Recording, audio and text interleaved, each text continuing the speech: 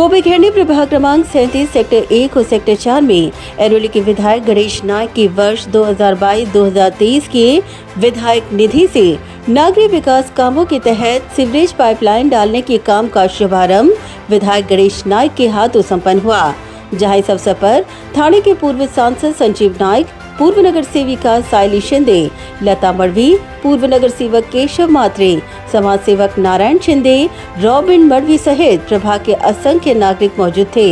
बता दें कि कंडोमिनियम अंतर्गत आने वाले इस एसोसिएशन में सीवरेज की समस्याओं के कारण नागरिकों की जिंदगी बद से बदतर हो चुकी थी। दुर्गंध के साथ ही नागरिकों के आरोग्य पर बहुत बड़ा प्रश्न चिन्ह लग गया था।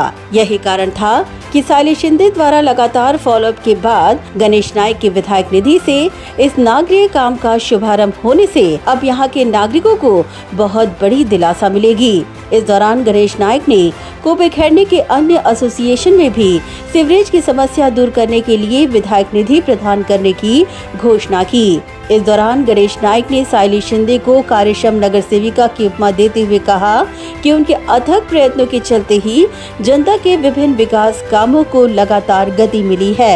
स्थानिक नगरसेविका सायली शिंदे यांच्या अथक प्रयत्नातून या परिसराची जनतेची बरीच कामं झाली।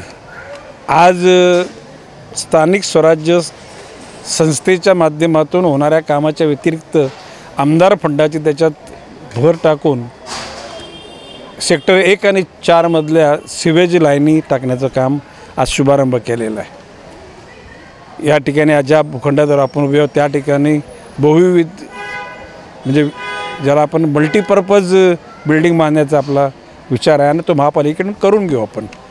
एकूण सायली शिंदे सारख्या अतिशय कार्यक्षम सातत्यानं लोकांच्या सेवेत काम करणाऱ्या नगरसेविका त्यांना नारायण शिंदेची सपोर्ट आहे। आता आपल्याला लता मडवी काय, दाजी सनस काय, हांडे काय, एकूण सर्व कार्यकर्त्यांचा, किशोर पाटील, अप्पा मोले, रॉबिन मडवी हे सगळे आणि केशव अंकल हे आपल्या कोपेखेरनी विभागाचा मार्गदर्शक आहे आणि त्या अनुषंगाने इथे अतिशय वादविवाद काही न होता गोरगरिबांची कामं करण्याची भूमिका या सर्वांनी घेतलेली आहे आणि त्यांचा लोकप्रतिनिधी म्हणून पण त्यांचा मार्गदर्शक म्हणून मी कायम त्यांच्या बाजू ताकदीने उभा है त्यांच्या बरोबर। वहीं सायली शिंदे ने कहा कि नए सीवर लाइन डालने के चलते नागरिकों को इससे दिलासा मिलेगी। सीवरेज लाईनची समस्या ही इतकी भयंकर झाली होती की त्यामुळे नागरिकांच्या आरोग्याचा प्रश्न निर्माण झाला होता, परंतु नाईक साहेबांच्या आमदार निधीतून आपण या सीवरेज लाईनचं काम करत आहोत। नवीन सीवरेज लाईन टाकण्याचं इथे आपण काम सुरू केलं आहे आजपासून। आज या कामासाठी नारळ फोडला गेला आहे। आज नवी मुंबईचे शिल्पकार माननीय लोकनेते गणेशजी नाईक साहेब यांच्या आमदार निधीतून आणि त्यांच्या शुभ हस्ते या कार्यक्रमाची सुरुवात झाली, याचा सर्वाधिक आनंद आम्हाला आहे। या कामाची आता सुरुवात तर झालेलीच आहे, अनेक अडचणी आहेत, वाढीव बांधकाम देखील आहे। लोकांना आपण आवाहन केले की लवकरात लवकर हे काम पूर्ण करण्यासाठी सहकार्य करावं आणि उरलेल्या जे असोसिएशन आहेत त्यांच्यासाठी देखील विशेष निधी आज साहेबांनी देण्याचं मान्य केलं आहे, आम्हाला आश्वस्त केलं आहे। यासाठी देखील मी साहेबांची खूप खूप आभारी आहे की लवकरच ज्या राहिलेल्या असोसिएशन आहेत माझ्या प्रभागातील त्यांचं देखील सीवरेजचं काम आपण करून घेणार आहोत।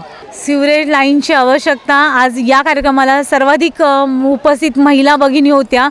यावरून तुम्ही समजू शकता की हा त्रास सगळ्यात जास्त महिलांना आहे। पुरुष कामाला निघून जातात, पण सीवरेज लाईन भरल्यानंतर दिवसभर ती दुर्गंधी, ती घाण ही महिलांना घरी असल्यामुळे सहन करावी लागत होती आणि त्यासाठी काहीच पर्याय नव्हता। कारण सीवरेज लाईन साफ करण्यासाठी एक वेळचा खर्च हा 1,500 ते 2,000 होता आणि प्रत्येक वेळेस दर 15 दिवसांनी इतके पैसे देणं येथील नागरिकांना हे अशक्य होतं। त्यामुळे नागरिकांच्या आरोग्याचा प्रश्न निर्माण झालेला। सीवरेज लाईन भरल्यामुळे डासांचं प्रमाण वाढत होतं, त्यामुळे मलेरिया यासारख्या आजारांमुळे मुलांना खूप त्रास व्हायचा। त्यामुळे नक्कीच आता त्यांना देखील एक दिलासा मिळाला आहे की नक्कीच त्यांची ही जी समस्या आहे ती दूर होईल। ब्युरो रिपोर्ट, नवी नेटवर्क।